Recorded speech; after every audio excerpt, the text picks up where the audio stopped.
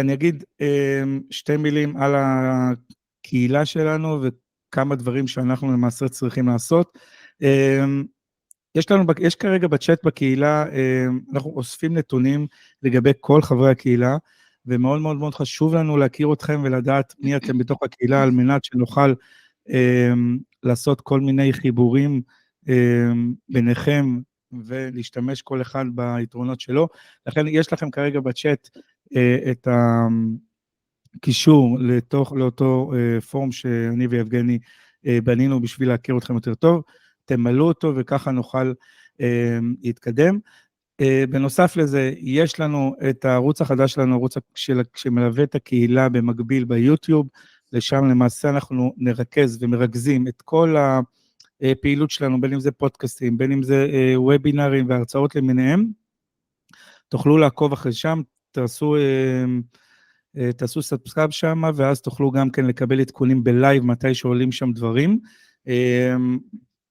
בנוסף לזה, השידור הזה, גם פעם ראשונה מועבר בשידור חי לערוץ היוטיוב שלנו, כרגע כל מי שנרשם עד היום ליוטיוב מקבל נוטיפיקיישן בלייב, והוא רואה את זה, אנחנו לא רואים אותו כרגע גם על המסך כצופה, אבל אנחנו רואים אותו בערוץ יוטיוב שלנו, שלמעשה אני רואה שמתווספים שם כמויות של אנשים, ושם למעשה תוכלו לראות את זה בלייב. זהו, אלה שתי ההודעות שיש לי על הקהילה שלנו. מי נאשר? סבבה, יבגני אתה מאשר? סבבה, יבגני מאשר את האנשים, ויאללה, בואו נתחיל. איריס, זה שלך. אחלה, נהדר, תודה רבה. ואם יש צ'אטי בצ'אט משהו, אז עליך, כן? אין בעיה, אני על הצ'אט, אם יש שאלות וכאלה, מישהו רוצה לשאול שאלות, מוזמן מאוד. אחלה. תודה רבה. אז קודם כל תודה לדרור ויבגני שהזמינו אותי לוובינר הזה. שמחה מאוד, נהנית גם מהקהילה. אני איריס רהב, ואני גרפולוגית תעסוקתית ומשפטית, ואני גם מגייסת עובדים ומלווה אנשים פרטיים בתהליך של חיפוש עבודה. אני אדבר על זה במהלך הוובינר, כי זה קשור לכל מה שאני הולכת להראות פה. אז החלק הראשון יהיה בעצם על הגרפולוגיה, כל מה שנראה הערב קשור לגרפולוגיה, והחלק הראשון אני אסביר, כדי שנבין קצת את התשתית, ואז נראה מה שקשור בעצם למה שקראתי שפת הגוף של הטקסט, איך אנחנו משתמשים בזה גם בכל מיני אופנים, בין היתר גם בטקסטים מוקלדים. אז כמה מילים על הגרפולוגיה.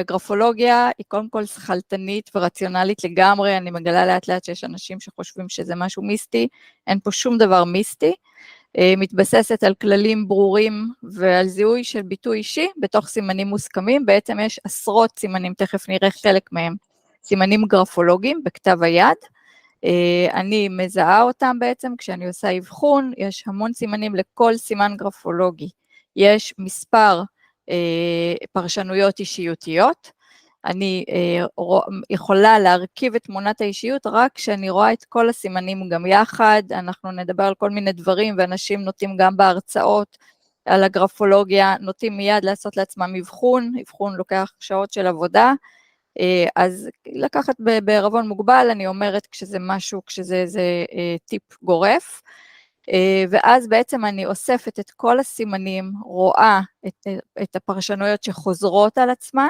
מרכיבים אישיותיים שחוזרים על עצמם, וככה מרכיבה את תמונת האישיות, ובעצם הייחוד של כל אחד מאיתנו, יש את התקן שלך שאמורים לכתוב, והייחוד מגיע, בביטוי האישי, מגיע בעצם באופן שבו אנחנו כותבים בסופו של דבר, וכתב היד משתנה עם השנים, וטוב שכך, כמו שמשתנה הגוף, כמו שאנחנו משתנים, הנפש משתנה, אז כתב היד משתנה בהתאם, כי הוא בעצם מבטא את האישיות שלנו, את הנפש. אז בואו נראה כמה מהסימנים הגרפולוגיים, בעיקר אלה שרלוונטיים לערב, יש עשרות סימנים, עיצוב האותיות זה הדבר הראשון שאנחנו שמים לב אליו בכתב יד, זה כתב יפה, לא יפה, שזה כבר סובייקטיבי, אבל איך האותיות מעוצבות, בעיקר כשאני כגרפולוגית באה לראות, אני מסתכלת על העיצוב ביחס לתקן, מה לימדו אותנו בכיתה א', איך אמורים לכתוב, ואיך האותיות מעוצבות כמה ייחוד יש בהן, כמה הן ברורות, כל מה שקשור לעיצוב האותיות.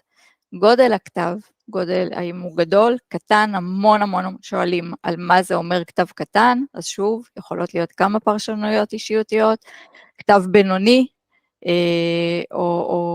והאם הכתב, הגודל שלו משתנה לאורך הכתיבה, בעצם לצורך אבחון, הבקשה היא לכתוב כ-20 שורות על דף חלק, וככה אנחנו רואים אם יש שינוי לאורך הכתיבה. לחץ הכתיבה, האם הלחץ חזק, חלש, בינוני, אני ממש ממששת את הצד השני של הדף הכתוב, ומרגישה מה הלחץ של הכתיבה, לכל דבר כזה יש הסבר ופרשנות, ומובן כלשהו, שוליים, יש תחילת שורה, בעברית זה בצד ימין, סוף שורה בשמאל, בלועזית זה הפוך, יש שוליים של תחילת דף ושל סוף דף, יש בעצם את התקן המקובל, ואני מסתכלת איך הכותב מתנהג על הדף, על המרחב, ומה השוליים שלו, ועוד פעם, האם הם עקביים או לא, אם יש שוליים רחבים כמו שיש פה במילה בצד שמאל, או שאין שוליים בכלל, או שהם לפי התקן. מהלך שורה, יש שורות שעולות, שורות שיורדות, שורות גליות, שורות מאוד מאוד ישרות, לכל דבר יש הסבר. אני מסתכלת באופן כללי על הארגון על הדף, האם יש פסקאות, והאם ברור אפשר לראות תחילת משפט, סוף משפט, ניקוד, פיסוק. אני מסתכלת על ההתארגנות, על הדף, האם יש איזשהו סדר ואיזשהו תכנון איך הכתב מאורגן, ועל כל הסימנים גם יחד, או יש עוד עשרות כמו שאמרתי, אני מסתכלת על העקביות שלהם לאורך הכתיבה. אם סימן כלשהו עקבי, עיצוב, בין אם הוא עיצוב האותיות, בין אם מהלך השורה, יש הרבה כתבי יד שמתחילים בשורות מאוד ישרות, אנחנו יותר מוחזקים בהתחלה, ואז משתחרר מהלך השורה הטבעי לכותב, אז אני מסתכלת על העקביות, ואם יש תנודתיות רבה באיזשהו סימן, יש לזה כמובן גם משמעות. אז בואו נראה איך זה נראה בכתבי יד, מי שרוצה מוזמן. יש כמה שורות ספציפיות? כאילו יש...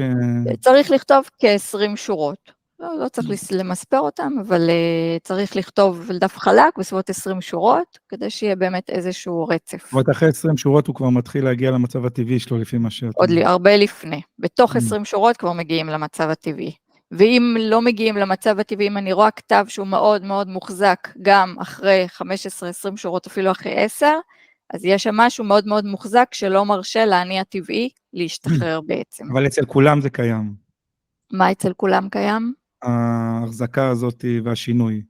באופן טבעי, כשאנחנו נכנסים למרחב חדש או למקום חדש, אנחנו יותר מוחזקים, אנחנו משתדלים יותר לעשות רושם, את הרושם שאנחנו רוצים לעשות, יש משהו יותר מאופק, מוחזק, יש אנשים שמהר מאוד נהיים טבעיים, יש כאלה שבאמת יכולים להגיע ומיד להיות טבעיים, ויש מי שמוחזקים לאורך זמן, רואים את קצב השחרור, וזה בעצם מראה לי על קצב של כל מיני דברים, של הסתגלות, של כניסה למשימות, של הבנה, של כל מיני, תלוי באיזה הקשר. בסדר? ממשיכה. אז פה יש כתבי יד, ככה כמה כתבי יד שנראה, אתם יכולים להגיד, מוזמנים לפתוח מיקרופונים ולהגיד מה אתם רואים נגיד שבולט בכתב פה. האותיות, נכון? העיצוב של האותיות כאן מאוד בולט, של הלמד, הגימל, הקוף, יש להם עיצוב, הן קופצות לעיניים, האותיות האלה. פה למשל, מה שמוזמנים גם תוך כדי שאני מדברת, פשוט להתפרץ מי שרוצה. פה למשל, מה שמאוד מאוד בולט, זה חוסר ארגון. אין פה פסקאות, יש פה פשוט ערימה של מילים על הדף, אני לא רואה פה, לא יכולה לראות איפה התחלה, איפה סוף, משפטים, הכל מעורבב, יש גם איזשהו אי סדר ואי סדירות במרווחים, בין השורות, בין המילים, בקיצור יש פה חוסר ארגון, כאן אני רואה מאוד חזק את העניין של השוליים, בצד שמאל יש שוליים מאוד רחבים יחסית לתקן, גם בצד ימין הם יחסית רחבים, וכאן, כמו שתמיד בהרצאות אוהבים להגיד לי, כתב של רופא, כתב מאוד סוער, מאוד יצרי, מאוד מתקדם, אינטואיטיבי, יש פה המון אלמנטים, אפשר לראות את האותיות שנמשכות לאורך הרבה מעבר למה שהן אמורות להימשך, גם לתוך השורות הבאות, גם מתחת למילים, אם זה קצת שמאלה בכיוונים שונים, והחתימה למטה, רואים שיש איזו תאימות של החתימה לכתב. אז זה ככה היה טעימה מכמה כתבי יד. בעצם מה שאני עושה בתוך תהליך, זה זיהוי של הסימנים הגרפולוגיים, זה בצד ימין, בגרפולוגיה האבחונית, אפיון הייחוד, כמו שאמרתי, בתוך הסימנים הגרפולוגיים, מה הייחוד של הכותב, מבינה מה המשמעות האישיותית, ומרכיבה את תמונת האישיות. הגרפולוגיה קבילה גם בבתי משפט, בבית משפט, היא קבילה רק בפן הגרפי, הטכני, בלי המשמעות האישיותית, והיא נועדה, גם המשטרה משתמשת בזה, בעצם לאשר זיוף או אותנטיות של חתימות ומסמכים. היום רוב המסמכים כבר מודפסים, בעבר כשהיו מסמכים בכתב יד, אז זה היה גם על מסמכים, היום זה בעיקר על חתימות, כשבעתיד הרחוק, שהיום החתימות הן כבר דיגיטליות, אז תהיה עם זה בעיה, אבל כרגע עוד בואו נגיד רוב המסמכים שמגיעים אליי לבחינה, אז החתימה היא עדיין ידנית, ושם אני בעצם מזהה את הסימנים הגרפולוגיים, מאפיינת את האיחוד, אני מבקשת, אם יש חתימת מחלוקת, אני מבקשת שיתנו לי לפחות 10 חתימות אותנטיות, אמיתיות, של הכותב, או של מי שלכאורה הוא החותם, אני מאפיינת את הסימנים שחוזרים על עצמם בחתימה, אם זה כיוון התנועה, אם כיוון השעון או נגד כיוון השעון, פרופורציות של החתימה, הלחץ של החתימה, הקצב של החתימה, אני רואה את כל המאפיינים, מבודדת אותם, רושמת לי אותם, מה חוזר על עצמו, ואז עושה השוואה טכנית לחתימת המחלוקת, ונותנת חוות דעת, בעצם מומחה, על רמת אותנטיות של החתימה, מה רמת המובהקות שהיא מזויפת או אותנטית, לפעמים זה מאוד ברור, לפעמים יש סימנים שסותרים אחד את השני, בכל מקרה בבתי משפט או לצורך תיקים משפטיים, רק בפן הגרפי, הטכני בלבד. אז כאן עוד פעם, ככה זה יחידה קצרה, איזה מכתבי היד נראה לכם יותר של אדם מאופק, ואיזה יותר של אדם דינמי? מישהו רוצה? לא רוצים, אוקיי. אז הכתב יד שלמטה זה יותר מאופק. הכתב יד שלמטה זה יותר מאופק, נכון, מסכימה, והכתב שלמעלה, יש בו משהו נכון, יותר חי, יותר זורם, פחות מוחזק, בעצם אנחנו... חשבתי הפוך. באמת, למה? כי למטה הוא יותר מדי מסודר, ושהוא מסודר, הוא יותר מדי, הוא מחזיק את עצמו, ולמעלה הוא מרגיש יותר משוחרר. כן, זה מה שאמרנו, שלמטה זה מאופק ולמעלה זה הדינמי. אז למטה זה מאופק, אז אוקיי. כן, סבבה. אז אנחנו בעצם כולנו קולטים באופן לא מודע את הדברים האלה. אנחנו רואים את זה גם כשזה לא קיצוני כמו פה, זאת אומרת למטה זה יחסית קיצוני, והעליון הוא יותר סטנדרטי, אנחנו קולטים את כל הסימנים והמשמעויות באופן לא מודע אנחנו מבינים, כמובן שכגרפולוגית אני מבינה את זה קצת הרבה יותר לעומק, וגם יודעת לשים לב לזה, אבל זה כמו שפת הגוף, כמו ששפת גוף, אנחנו קולטים אותה, אנחנו רואים אדם מולנו ויכולים לחוש אם יש התאמה בין המילים שלו לבין שפת הגוף שלו, אנחנו קולטים מי יותר עצור, מי יותר מוחצן, קולטים בעצם מרכיבים אישיותיים מסוימים, בסטרס, מרגיש נוח, לא נוח, מבינים אותו דבר כשאנחנו רואים כתבי יד, כתב יד, אנחנו קולטים הכל. והמידע הזה נמצא אצלנו, גם אם לא תמיד אנחנו יודעים ממש להבין אותו באופן מודע, אבל הוא נמצא אצלנו לגבי הכותב. אז מה יוצא לנו מזה? בעצם מה אני כגרפולוגית עושה? אליי מגיעים בעיקר אנשים פרטיים להכוונה תעסוקתית, מגיעים לרוב באמצע החיים, מעט גם צעירים, אנשים שמרגישים צורך בשינוי, זה קורה הרבה פעמים סביב גיל 20, סביב גיל 40, אנשים מגיעים לשלב שרוצים להגשים את עצמם, ולא רק את מה שנכון ומתאים וצריך, אלא משהו בנפש רוצה לבוא לידי ביטוי, בנשמה, אז מגיעים להכוונה תעסוקתית, רוצים שינוי תחום, ולא יודעים כל כך למה, מה יעשה לי טוב, מה נכון עבורי, במה אני אצליח, תמיד, עוד לא נתקלתי במקרה אחד, אני כבר בסביבות 10 שנים קצת יותר גרפולוגית, לא נתקלתי עוד במקרה אחד שאנשים עסקו במשהו שלא רלוונטי להם או לא קשור אליהם, לאישיות שלהם בכלל, רק לפעמים צריך לעשות איזה פיין-טיונינג או באמת לשנות ממש תחום, כדי להגיע למקום שייתן מענה לצורך כרגע, לצורך שעולה בעצם וגורם לרצון בשינוי. אז זה הכוונה תעסוקתית לתחומי עיסוק, וגם רואים שם מה סביבת העבודה הנכונה, אם נכון לי להיות שכירה או עצמאית, מה יהיה לי קל יותר, זה הכוונה תעסוקתית, והכוונה זוגית ומשפחתית, היא בהרבה מגיעים יותר לזוגי, זה בעצם למה אני לא מצליח לייצר זוגיות, או מצליח ולא מצליח לשמר אותה, או בתוך משפחה עולים כל הזמן קשיים, ובעצם על דפוסים אישיותיים שקשורים לזוגיות ומשפחתיות, ומרגישים שרוצים לעשות בהם שינוי, ולא מבינים או לא מצליחים. וואו, מסקרן, כאילו איך, כאילו סתם דוגמא, בן אדם יכול להיות עצמאי, או לצורך העניין שכיר, שזו נקודה, אני מאמין שיש להרבה אנשים שאלות כאלה. כאילו, איזה אלמנט, כאילו, הכי יכול להכריע את הדבר הזה? סדר, ארגון וכאלה, או ש... גם סדר וארגון, צודק, לגמרי, כי מי שלא מתארגן ומבולגן ושוכח דברים והכל, יהיה לו קשה יותר להיות עצמאי, להחזיק, כי צריך המון התארגנות, גם כשכיר בתפקידים מסוימים יהיה לו קשה, אבל זה גם המקום של כמה ביקורת עצמית, וכמה אני מעז לשאוף, סליחה, וכמה אני פוחד מכישלון, עוד מעט נראה את זה בעקבות, נדבר על זה תכף, על באמת מה שהרבה פעמים גם לשכירים וגם לעצמאים מעכב אותם. אז אני רואה את ההתנהלות, עכשיו אני אף פעם לא אומרת אתה צריך להיות זה או זה, רק אומרת איפה יהיה לך, איפה אזור הנוחות מה שנקרא, ומה יהיו האתגרים במקרה שתרצה להיות, נגיד מי שמתאים לו יותר כשכיר, מה יהיו האתגרים כעצמאי. זאת אומרת, אין שיחה מעבר לזה, זאת אומרת, זה נטו מהכתב, זאת אומרת, לא שואלת אותו... לא, ממש לא. אני מהכתב נטו. כל דבר שאני נותנת באבחון, מוכח מהכתב נטו.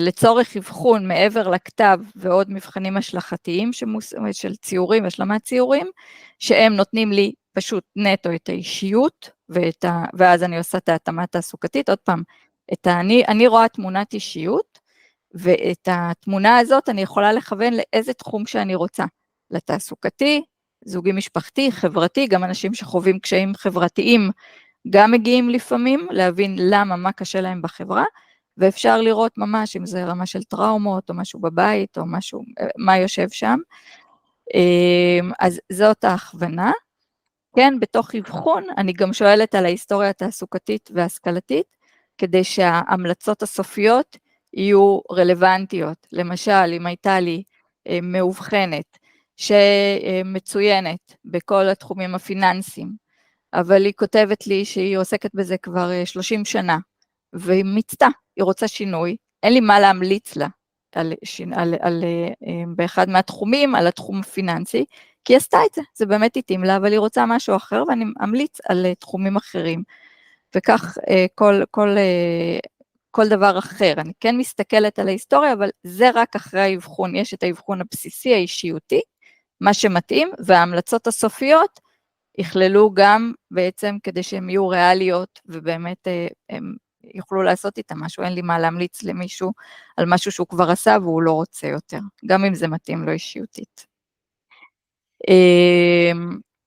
אבל בסוף עוד פעם, מבחינת האבחון האישיותי וההמלצות, כל שאלה ושאלה, כל דבר ודבר, אני יכולה להוכיח מהכתב, ממש פרופר מהכתב עצמו.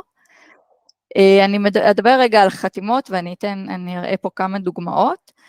חתימה היא בעצם אם הכתב מראה לנו את הפנים שלנו, את התת מודע, החתימה היא מה אנחנו רוצים להחתים, כמו הלבוש שלנו, מה אנחנו רוצים שיחשבו עלינו, איך אנחנו רוצים שיעריכו אותנו, ובעצם זה מראה מה התדמית הרצויה לי, מה התכונות שאני מעריכה, כי אם זאת התדמית שאני רוצה, אלה התכונות שאני מעריכה, וכמה קווי אישיות כלליים, לפעמים אפשר לראות, מחתימה לבד לא עושים אבחון, אבחון תמיד כולל את כתב היד, פלוס חתימה לידו, ואז אני רואה גם את הפער, אם יש הבדל בפרמטרים גרפולוגיים בין כתב היד לבין החתימה, אז יש פה משהו שמה אני באמת ומה אני רוצה להיות. אם יש לי כתב גדול וחתימה קטנה או להפך, יש לזה משמעות.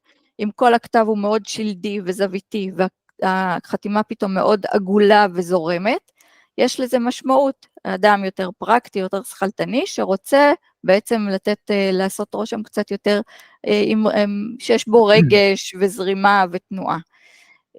אז אני משווה, והחתימה עצמה אבל, אפשר להבין ממנה באמת הרבה, גם כמה קווי אישיות כלליים, וגם מה אני רוצה להחצין, וחשוב להבין את זה, כי כל אחד יכול להסתכל על החתימה שלו, וקצת להבין. אז למשל, כשאני רואה חתימה כזאת פה, חתימות או שככה כתבתי אני, או שחתימות שנתנו לי לצורך הרצאה שיש לי על חתימות, אז אם אני כותבת איריס רב, יש פה משהו, זה השם המלא שלי, השם מאוד ברור מהכתיבה, יש פה משהו אותנטי, גלוי, חשוף, אין פה הסתרה, בעצם הבאתי את עצמי as is, מי שאני, לעומת כתב, ואני נותנת פה גם את השם הפרטי שלי וגם את שם המשפחה, לעומת חתימה שאיריס בלבד, עדיין אותנטי, עדיין גלוי, ועדיין כבר לא רואים את שם המשפחה, יש הרבה איריס. איריס רב, לא יודעת אם יש רק אחת, אבל בטח אין הרבה. אז מה שנגיד חתימה שיש רק שם פרטי משדרת, איזה מקום של צורך בעצמאות. האם אני באמת אדם מאוד עצמאי, או שזה דווקא אני מאוד תלותית, אבל אני מאוד רוצה את העצמאות ולשדר עצמאות, זה אני ידע רק כשאני אשווה את החתימה לכתב. אבל כשאני רואה את החתימה, כשמישהו רואה איריס, רק את השם שלי, יש פה משהו שמשדר, אני בפני עצמי, אני רוצה שתעריכו אותי, ותתבוננו בי מי שאני, בלי קשר לשייכות המשפחתית שלי. בלי קשר בעצם לכל שייכות אחרת, זה מטאפורית, לכל שייכות אחרת, לא לקהילה מסוימת, לא לדת מסוימת, אני רוצה שתעריכו אותי כאינדיבידואל שאני. החתימה הזאת, שהיא בעצם ראשי תיבות של שם פרטי ושם משפחה, נותנת מקום גם לשם הפרטי, גם לשם המשפחה, זאת אומרת, כן יש משמעות, אבל היא כתבה רק בראשי תיבות, ואנחנו רואים את התנועה, יש פה משהו מאוד זורם, מאוד נע קדימה, יעיל, יש פה חיבורים יעילים, עצם זה שכותבים רק את האות הראשונה, גם מראה על יעילות מסוימת, לפחות במקרה הזה, ומצד שני יש פה משהו עדיין כאילו גלוי, נתתי את האותיות הראשונות, הוא פחות גלוי, אוקיי? מאשר השם הברור, כי אנחנו לא יודעים מה השם הפרטי ולא מה השם משפחה, רק אות ראשונה. לעומת שרבוט, שבכלל פה אני לא יכולה אפילו לדעת אם זה מגיע מאנגלית או עברית, יש פה משהו שמשדר איזה רצון אולי לתחכום, לתשומת לב, זה מאוד מאוד תלוי גם איך נראה הכתב, אבל החתימה עצמה פה באה להגיד משהו קצת יותר מורכב, קצת יותר מסתיר, פחות ברור עצם זה שאין את השם בכלל, עכשיו זה לא הסתרה במובן הרע, זה יכול להיות אנשים יותר מופנמים, שמרגישים תמיד צורך קצת יותר ככה, פחות מהר נחשפים, זה יכול להיות מכל מיני סיבות, לאו דווקא מאיזה מקום של חוסר אמינות, ועדיין יש פה כותב או חותם, שהוא פחות חשוף לנו, ואם נראה את החתימה הזאת, זאת החתימה של טראמפ, מי שלא יודע, ממש לא משנה מה אנחנו חושבים עליו, אבל אפשר לגמרי להבין למה זאת החתימה שלו, רואים פה את המורכבות, רואים פה את הנחרצות שלו, רואים פה זאת החתימה כנראה האמיתית שלו, זה מהאינטרנט, כן? אבל זאת החתימה האמיתית לדעתי, רואים פה את העוצמה שלה, את התנועה שלה, ואני מבטיחה לכם שכל תנועה ותנועה, כל שפיץ ושפיץ שיש פה, קיימים תמיד, אפילו שיש פה המון וזה נראה שהוא לא יחזור על עצמו, ודרך אגב, לגרפולוגיה משפטית, מאוד מאוד, זה בלתי אפשרי כמעט לזייף חתימה כזאת, כי אי אפשר יהיה לחזור על הדבר הזה, זה כל כך עמוק, לעומת נגיד החתימה של הרייש צדיק או איריס שלמעלה, שאפשר איכשהו להתאמן ולזייף אותם, גם אם עדיין אפשר לעלות על זה. אז זה לגבי החתימה. ועכשיו אני רוצה לעבור בעצם קצת יותר למה שאנחנו עוסקים פה, רק אני אקח שלוק. למה שאנחנו עוסקים, ובעצם גם כעצמאים, גם כשכירים, מה מעכב אותנו בחיים. מעכבים אותנו כמה דברים, גם ארז דיבר על זה בוובינר שלו לפני כמה שבועות, מעכבים אותנו ביקורת עצמית, שהרבה מאיתנו הולכים איתה, היסוסים ומתן משמעות לחוץ, בעצם גם אם זה מרגיש משהו שאנחנו לא כל כך רוצים לעשות, או שפחות נכון לנו, מאוד חשוב לנו מה חוץ יגיד, מה אחרים יגידו, כל אחד והמינונים שלו כמובן, והחשש לטעות ולהיכשל. אלה בין היתר גורמים שמעכבים אותנו, ובואו נראה מה אנחנו יכולים לעשות. אני אגיד תכף על הגרפותרפיה. אוקיי, אז פה יש את הכותרת גרפותרפיה. גרפולוגיה היא מהפנים החוצה. הנפש שלי באה לידי ביטוי החוצה, בכתב המוח מכיל, הוא המעבד המרכזי, מכיל את כל המידע, מפעיל את היד וגורם לה לכתוב באופן מסוים בהתאם למאפיינים האישיותיים. בגרפותרפיה, אז הגרפולוגיה היא כלי אבחוני בעיקר. הגרפותרפיה אומרת, אני אעשה מהחוץ פנימה, כמו בשפת הגוף, נכון? אומרים לנו, אם אני במתח, אם אני בהתרגשות מסוימת, ואני ככה מאוד רצינית, רגע לחייך, חיוך מלאכותי, הוא משפיע פנימה, והוא משפיע רגעית באותו רגע, או אם אני מרגישה שפופה, אז להזדקף באופן מלאכותי, מבחינת מצב רוח, וזה משפיע פנימה. שפת הגוף משפיעה באותו רגע, הגרפותרפיה אפשר לעשות שינוי יזום בכתב היד, כדי לעשות שינוי אישיותי פנימה, שינוי של דפוסים אישיותיים, וזה תהליך, קודם כל השינוי הוא לטווח ארוך, הוא בעצם אני רוצה לשנות ממש דפוסים אישיותיים, והוא דורש תרגול ותהליך, זאת אומרת זה נורא נורא נורא קשה, לשנות כתב יד באופן, כי זאת לא האישיות שלנו, משנים כל פעם פרמטר אחד בלבד, פרמטרים שיותר קלים, פחות קלים, תכף אני אדבר עליהם. אז נגיד בואו נראה, מה היחס שלנו לטעויות, איך אנחנו מרגישים כשאנחנו טועים. לימדו אותנו גם על זה, ארז דיבר, אז אמרתי לו שהוא מרים לי להנחתה לוובינר שלי, לפני 2-3 זה היה, לימדו אותנו שזה לא בסדר לטעות, אולי כעסו עלינו כשטעינו, כשהיינו ילדים, ומפה באה ביקורת חיצונית, והיא גורמת לביקורת עצמית.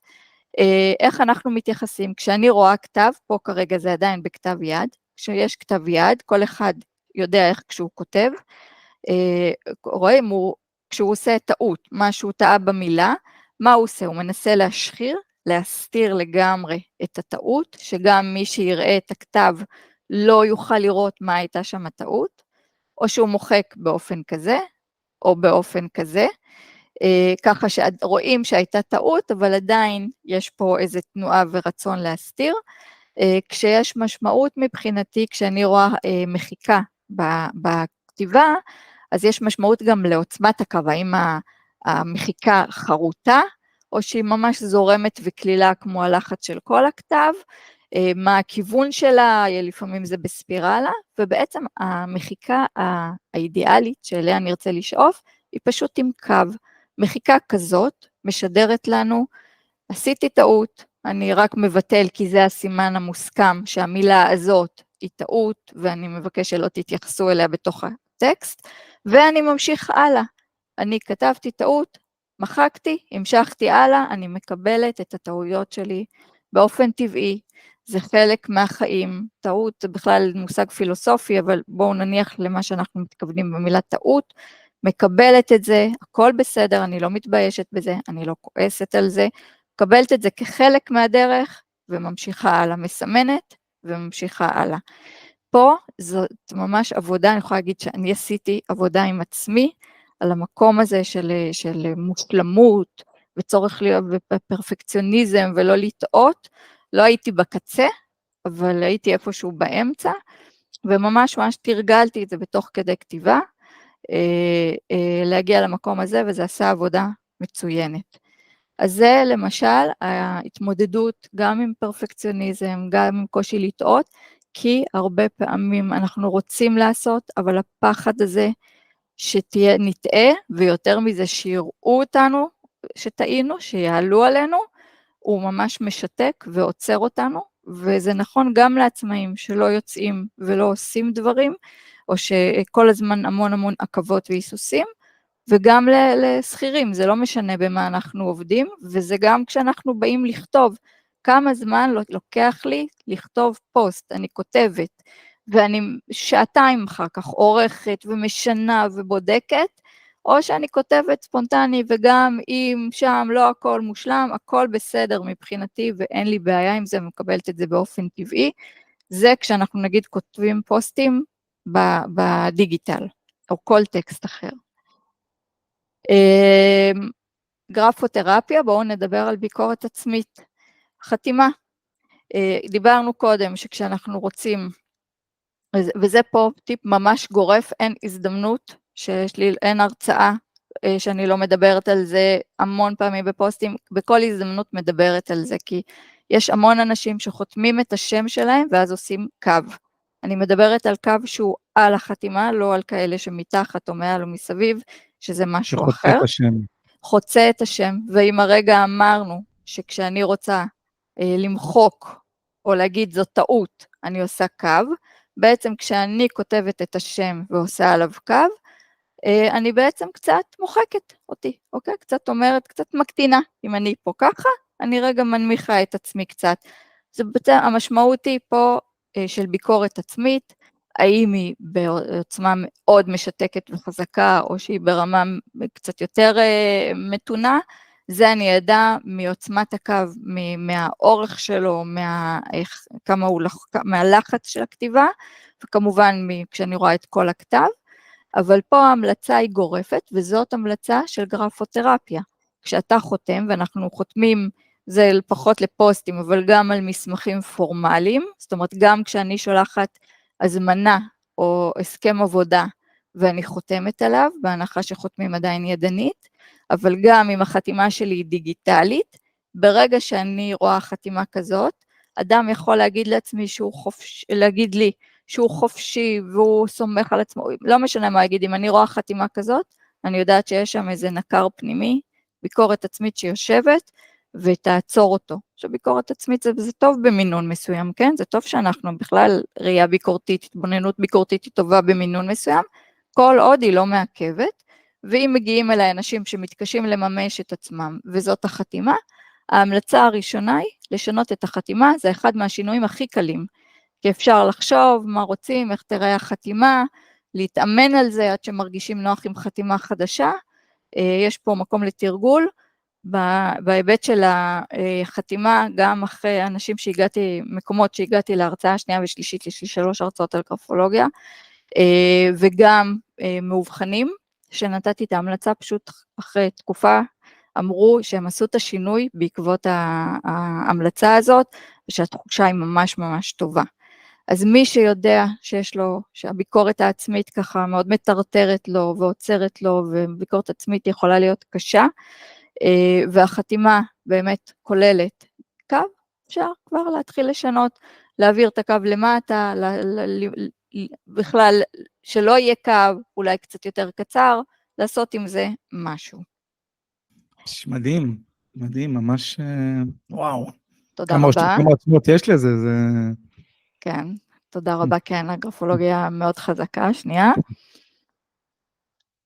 כמו שאמרתי, הכתב שלנו מעביר מסר לא כתוב, והוא נקלט באופן לא מודע אצל הקורא, אני קוראת לזה שפת הגוף של הכתוב, ואיך אפשר לשנות אותה. אז ראינו 2 מאפיינים, ועכשיו אני רוצה להראות מאפיין נוסף של עקבות, שזה ממש בכל טקסט כתוב, וואטסאפ, גם מוקלד, וואטסאפ, מיילים, פוסטים, קולטים את זה, בפוסטים בערבון מוגבל, כי במיילים ובוואטסאפים אנחנו כותבים יותר טבעי ואת עצמנו, אז בערבון מוגבל בפוסטים, כי לפעמים יש בזה כוונה, אבל חשוב שנדע מה זה משדר. בואו נקרא את הפסקה הזאת, לפי הפיסוק שלה, כמו שאמורים לקרוא בעברית, אני לא בלשנית, אבל בערך, בעצם סימני פיסוק נועדו לבהירות המסר, ומהן עצירות לצורך חשיבה ושיקול דעת. כאשר יש יותר מדי מהם, זה יכול להעיד על מעצורים ועכבות עודפים, גם בעשייה. כל פסיק אני רגע נושמת, נכון? ככה לזה נועדו פסיקים, הרי פיסוק נועד לבהירות המסר, שנדע איפה סוף המשפט, שנוכל לדעת אם זה סימן שאלה או משפט שבא אולי ציווי, משפט שבא לומר לנו משהו.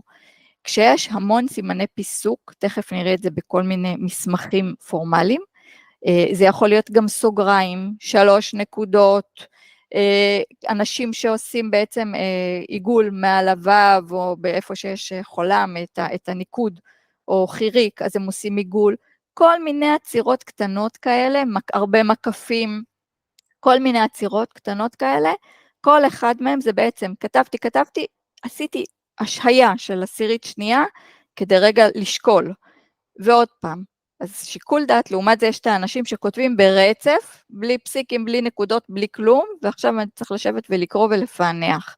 הם רצים בלי לשים לב בכלל לסביבה, לא אכפת להם ברור, לא ברור, הם רצים קדימה, לטוב ולרע, ולעומת מי שכותב עם המון סימני פיסוק, ובעצם יש לו עקבות. עוד פעם, כשאנחנו כותבים פוסטים, לפעמים אנחנו רוצים לדגשים, אנחנו מקפיצים שורות, אנחנו עושים כל מיני משחקים עם פיסוק בכוונה, אז אם עשינו בכוונה ויש לזה מטרה בכוונה שיעצרו שם, מעולה. רק להיות מודעים למה זה אומר, והרבה תכף אני אתן כל מיני דוגמאות, זה נשמע קצת נוקשה. בחיים, ביומיום, לא כל טקסט שכותבים לי, כל אחד שכותב לי, וגם לא הטקסטים שאני כותבת, אני לא מסתכלת עליהם כל כך הרבה, ושמה לב אליהם כל כך, באופן מדוקדק כל כך. כשאני כותבת מסמכים פורמליים, אם אני עורכת קורות חיים לאנשים, אם אני כותבת הצעת מחיר, או הסכם עבודה, אז שם אני אשים לב יותר גם לאיך תראה החתימה שלי, וגם לאיך ייראה המסמך בנראות, בארגון, תכף נראה עוד פרמטרים, אבל גם מבחינת פיסוק. אני אשים לב לזה. מה עושים במקרה כזה? מתרגלים כתיבה, קלדה, שכוללת סימני פיסוק נחוצים בלבד. גם זה אני עשיתי עם עצמי. בעצם כותבים רצוף, ואז רגע לפני שעושים את הסנד, עוברים עוד פעם לראות אם יש סימני פיסוק מיותרים, מורידים אותם ואז שולחים. בהתחלה זה קצת מטריח, לאט לאט זה נהיה טבעי, והם יורדים באופן טבעי. ובעצם המשפט אמור להיות ככה, סימני פיסוק נועדו לבהירות המסר, ומהן עצירות לצורך חשיבה ושיקול דעת. כאשר יש יותר מדי מהם, זה יכול להעיד על מעצורים ועכבות עודפים גם בעשייה.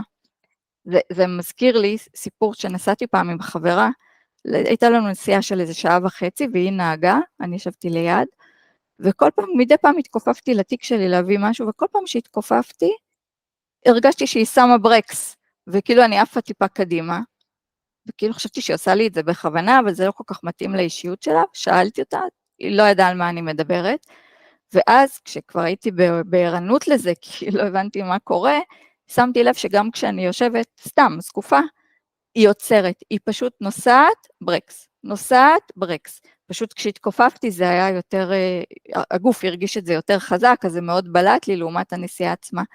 ככה, זה כמו האנשים האלה, מתקדמים, ברקס קטן, לעומת פה שמתקדמים ועוצרים רק איפה שצריך, לזהירות, לשיקול דעת, לשים לב, לבהירות. אז בואו נראה עוד פעם, זה עוד נראה מאוד מאוד נוקשה, אבל כדאי להיות מודעים לזה. למשל, למה אני אשים לב? אני אשים לב ליסודיות, חוץ מאשר לפיסוק. כשאני רואה טקסט כתוב, אני שמה לב, מודפס, אני מדברת עכשיו רק על מודפס, אני אשים לב ליסודיות, רגע, נראה את השעון, סבבה, כמה דקות. אני אשים לב לעקביות בסימנים, גם במודפס, לפרטים, כמה שמים לב לפרטים, כמה הכותב שם, אם יש לו טעויות הקלדה, לא מדברת על טעויות כתיב שזה משהו אחר, אבל ממש טעויות הקלדה רבות, על סדר וארגון בכתוב, על בהירות, כמה קל לי כאדם שלא מבין על מה הוא כתב, לא יודע כלום, להבין מה כתוב שם, ואני אבדוק מהירות לעומת איכות. זה נגיד בגיוס מועמדים, בגיוס עובדים מאוד חשוב. אז נגיד היה את הטקסט הזה, זה יום באיזה קבוצת וואטסאפ, הטקסט שלמעלה, זה ממש צילום מסך מהקבוצה, ולמטה ערכתי אותו שונה. איך נראה המסך, אני לא אקריא את הכל, אבל רואים פשוט שורות, כשהיא עברה מלהסביר והחליטה לצאת למסך חדש, ומה הניסיון שלה, ומה האישיות שלה, ומה היא מחפשת, ומה היא רוצה, וה-HR שאמור להיות בשתי אותיות קפיטל, אחד גדול, אחד קטן, ואשמח, והיא תקתקנית, משימתית, אין לי ספק בזה, כי היא רצה קדימה, אוקיי? והיא פחות שמה לב לכל מיני דברים קטנים בדרך, לעומת הודעה כזאת, שיש איזושהי פנייה, ואחר כך הצגה עצמית, אבל יש איזו הבניה של השורות, למשל, אם היא הייתה כותבת על עצמה, שהיא בעלת יכולת גבוהה מאוד לסדר וארגון, אז זה לא הייתי מאמינה, זה כבר הייתי אומרת, היא לא כל כך. אין פה ארגון מתאים. עוד פעם, בהודעה כזאת, זה לא כל כך אכפת לי, למרות שפה היא באה ומציעה את עצמה לעבודה, אז כן, שווה היה לערוך את זה קצת, כדי שיהיה ברור, יראו מה היא מחפשת, לא כולם קוראים את הכל, אז שיהיה נוח יותר לקריאה, באופן שזה כתוב למטה.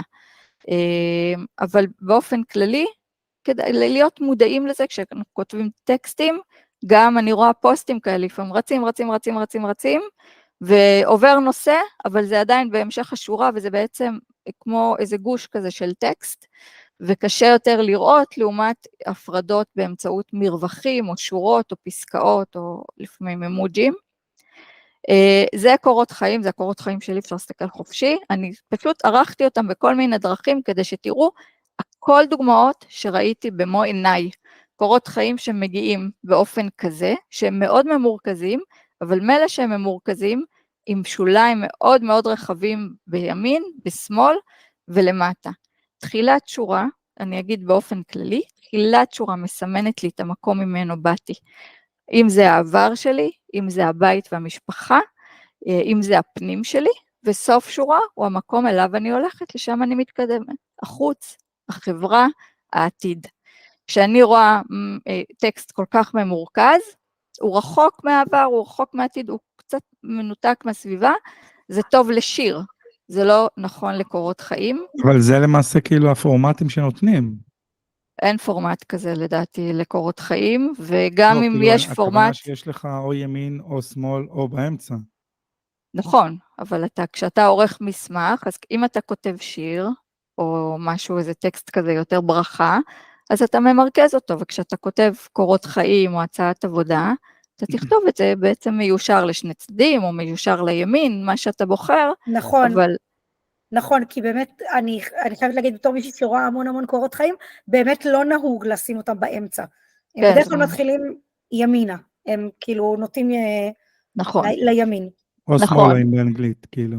כן, כן, נוטים לצד של תחילת שורה. לצד שהשפה הרלוונטית שלה. כן, ברור. ואני ראיתי קורות חיים כאלה, וזה, זאת אומרת, זה מועמד שאני לא אפנה אליו, בטח לא לתפקידים מסוימים, ממש תלוי למה, אבל זה מאוד מאוד מוריד את הסיכוי. כי זה משדר איזושהי תלישות? זה משדר משהו מאוד מופנם, זה יכול להיות כל מיני דברים, אז אני נזהרת, אבל זה יכול להיות משהו מאוד מופנם באמת, שמאוד מתקשה עם חברה, עם המסביב, בעצם הכתב זה אני, וכל המסביב זה המרחב, כמה אני מתחברת, כמה אני מתקרבת, מתרחקת, כמה, זה יכול להיות גם אגוצנטריות, אני שמתי את עצמי במרכז, יכול להיות כל מיני דברים, אני לא יכולה לעשות אבחון אישיותי לפי כתב, זאת אומרת לפי מסמך מודפס, אני כן יכולה לראות אלמנטים של יכולת ארגונית, יכולת לסדר וארגון, ופה אני יכולה לראות נגיד שיש פה איזשהו עניין, יש פה איזה עניין אישיותי שיכול להיות בעייתי, ואם יש לי משרה שחייב להיות שירותיות וקשר טוב עם אנשים, כל התקשורת הבין אישית מצוינת, אני לא אפנה למועמד כזה, זאת אומרת שכך בחר לערוך את קורות החיים, גם אם זה טמפלט, לפעמים אנשים אומרים לי, כן, ערכו לי, או מישהו ערך לי, או זה טמפלט, בסדר, גם את הטמפלט, בתת מודע, אני אבחר את זה, שמדבר את האישיות שלי. זה לא במקרה בוחרים, יש המון טמפלטים היום. או כאן, אנחנו רואים שהשורות מאוד, כאן יש יותר סדר, אבל השורות מאוד מצומצמות, יש איזה, אומרים של לנסות לצמצם את קורות החיים לדף אחד, אני חושבת שמכמות מסוימת של ניסיון, זה לא נכון, עדיף שיהיה מרווח יותר ונוח יותר לקריאה, כדי שיקפצו הדברים הראשונים, פה עוד השארתי את הקורות חיים שלי, שיש דגשים והכל, אבל יש כאלה שגם אין בהם שום דגשים, ואז עוד פעם, זה הרמת מלל, אני רואה עשרות, עם לפעמים ימים מסוימים, מאות קורות חיים, העיניים שלי תופסות בשתי שניות, מחליטות אם אני מתעמקת בקורות חיים האלה או לא, ואני צריכה שהם יתפסו טוב והם ייראו טוב למי שרואה אותם. פה למשל הבאתי את הנושא של העקבות, כל מה שסימנתי באדום, שאני סימנתי, לא הוורד, מסומן באדום, הוא מראה על עקבות, זה לא נכון, וזה עוד פעם, הכל דברים שראיתי, קורות חיים המון המון סוגריים, ו3 נקודות, והפסיקים לא מחוברים לשום מקום, לפעמים אין סדר, לקחתי פשוט את הקורות חיים שלי, ועשיתי עליהם שינויים, ואני רואה שיש הרבה דברים עוד שיכולתי לקלקל בהם, נגיד בסוגריים גם כל מיני דברים, ו3 נקודות, להשאיר כזה דברים באוויר, כאלה מרחפים, זה טוב בכתיבה כשאני כותבת לחברים, או מתכתבת סתם ככה, לעשות כל מיני בסדר, תבינו כבר את ההמשך. בתוך קורות חיים, פחות הולך. אם יהיה פעם אחת, ניחה. עוד פעם, תלוי נורא לאיזה תפקיד, אם אני צריכה תפקיד של מתוקתק, ייצוגי, סופר דופר, זה לא יעבור, אז רק קורות חיים מתוקתקים. לעומת קורות חיים כאלה, זה בעיקרון המקור, שיש בהם סדר, בהירות, ריווח, יש מצד אחד זה לא מרווח מדי, אבל יש עברור מסוים, יש קורות חיים שכתוב בהם כל כך הרבה, שאני כאילו מאבדת את הנשימה כשאני רואה אותם, ואני מרגישה חנק, ואם אני מדי פעם דוגמת את עצמי כדי לוודא שאני לא סתם פוסלת אנשים, כשאני מתקשרת אליהם, הם באמת חונקים אותי בשיחה, הם מדברים המון עודף פרטים, שבעצם מראה לי עיקר תפל, איך היכולת של הכותב או של מי שקורא את החיים שלו, בעצם להבדיל בין עיקר לטפל. או מסמך כזה של הסכם עבודה, אם תראו את זה, זה ממש קשה לראות, יש פה אמנם את הסעיפים, והוורד היה מאוד נחמד וסימן לנו שם משהו, אבל בעיקרון זה עוד פעם מאוד קשה להבדיל בין הסעיפים, בגלל הצפיפות וחוסר הסדר, וזה לא כזה גרוע, זאת אומרת אפשר להסתדר פה, כן? לעומת אם הוא יהיה מסודר כמו בצד ימין, בצד ימין הוא בעייתי כי השורות מאוד מאוד קצרות, הן לא מגיעות הלאה, שזה לא אופייני, זה המשך המשפט, ועדיין משום מה קפצו שורה, לעומת צד שמאל שהוא לא מושלם, אבל הוא בסדר גמור, יש הפרדה בין הסעיפים, יש איזשהו סדר, ובעצם אם אני חוזרת לדברים שאמרתי קודם, סתם שאני יודע, בא לי להתעכב על זה רגע, העניין של הירידת שורה, מה שהצגת כרגע. אם אני רואה טקסט שאמור להימשך, אוקיי, לאורך שורה, שזה המשך של אותו משפט, אבל בעצם באמצע שורה כתוב וקפצו שורה איתו. לא מדברת עכשיו בפוסטים, עכשיו זה בהצעות מחיר או הסכמים או כל מיני כאלה, כן? בפוסטים אנחנו עושים את זה לפעמים בכוונה שורות קצרות, כדי שיהיה קל יותר לקרוא. אז אם אני רואה כזה הסכם, אז תלוי מה ההסכם, כן? אם זה קניתי ממנו דירה, לא כל כך אכפת לי האישיות שלו, אבל משהו שם מוזר, הסכם, אבל שורות אמורות ללכת עד הסוף, כן? עם איזה שהם שוליים מקובלים. יש משהו מוזר, זאת אומרת, אבל אם אני בוחנת לעבוד מול האדם הזה, לעבוד אצלו, לקחת את שירותיו במשהו יותר אישי, אז אני עוד פעם אסתכל או אבחן, לא יודעת אם אני אפסול על הסף, אבל זה ידליק לי איזושהי נורה אדומה. אוקיי? למה זה ככה? בעיקר אם זה למשהו שצריך חברותיות או תנועה קדימה, אדם שלא מגיע לסוף השורה, הוא כאילו כל פעם נעצר רחוק מההתקדמות, מסוף הדרך או מלהתקדם להמשך הדרך, לעתיד. כל הזמן הוא נעצר לפני הזמן, הוא יכול עוד להתקדם, אבל הוא בוחר לקפוץ שורה וללכת, להמשיך בשורה חדשה. ויש לזה משמעות. עוד פעם, ממסמך מודפס אני לא יכולה להגיע ממש למסקנות אישיותיות, רק יכולה לשים לב למאפיינים האלה, כמה יסודיות הייתה שם, כמה עקביות, לפעמים שורות קצרות, לפעמים ארוכות, לפעמים ככה מראה לי, אם אני רוצה לעבוד מול מישהו, לעשות שיתוף פעולה, ואני רואה מסמך נורא מבורדק, אז אני מבינה שארגון אין שם כל כך, ואני צריכה להחליט אם מתאים לי לעבוד עם אדם כזה או לא פוסלת על הסף, רק אני רוצה להיות מודעת למה אני נכנסת אליו.